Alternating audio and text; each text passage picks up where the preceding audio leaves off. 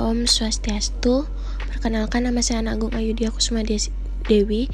Di sini akan mempresentasikan PowerPoint mata kuliah seminar pendidikan biologi. Judul saya yaitu Eksplorasi Pendekatan Jelajah Alam Sekitar JAS Pembelajaran Biologi, Kajian Literatur Sistematis dalam Pengembangan Pendekatan Berbasis Virtual. Pendahuluan, latar belakang masalah. Di masa pandemi seperti sekarang ini, sangat sulit bagi seorang guru untuk merancang model pembelajaran yang menarik melalui media daring. Siswa akan cenderung pasif saat pembelajaran melalui daring karena model pembelajaran yang diterapkan oleh guru tidak bervariasi. Permasalahan yang ditemukan pada proses pembelajaran biologi melalui daring bahwa metode yang digunakan dalam pembelajaran kurang bervariasi sehingga berdampak pada menurunnya hasil belajar siswa. Dan berdasarkan uraian di atas, maka perlu dilakukan penelitian tentang pendekatan jelajah alam sekitar JAS berbasis virtual sebagai salah satu solusi.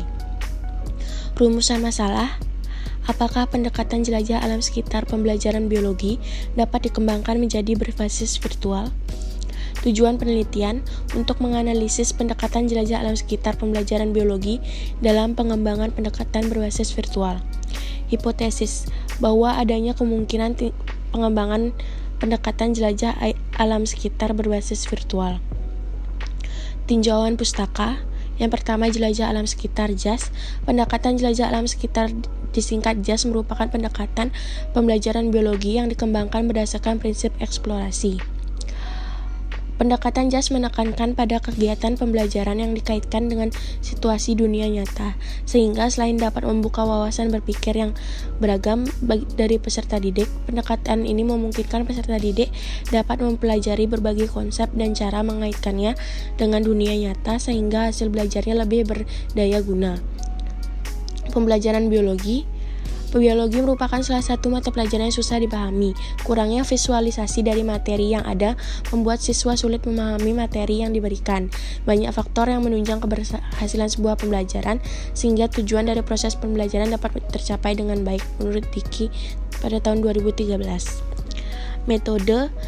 Jenis penelitian yang dilakukan adalah penelitian kajian literatur sistematis atau systematic literature review, yaitu serangkaian penelitian yang berkenaan dengan metode pengumpulan data pustaka atau penelitian objek penelitiannya digali melalui beragam informasi, kepustakaan, buku, jurnal ilmiah, artikel, dokumen, dan lain-lain.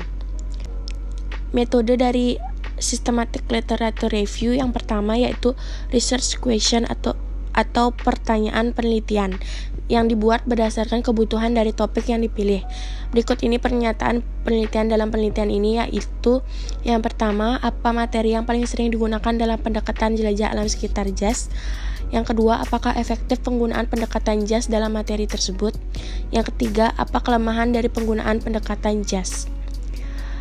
Yang nomor 2 yaitu search process atau proses pencarian digunakan untuk mendapatkan sumber-sumber terkait untuk menjawab research question.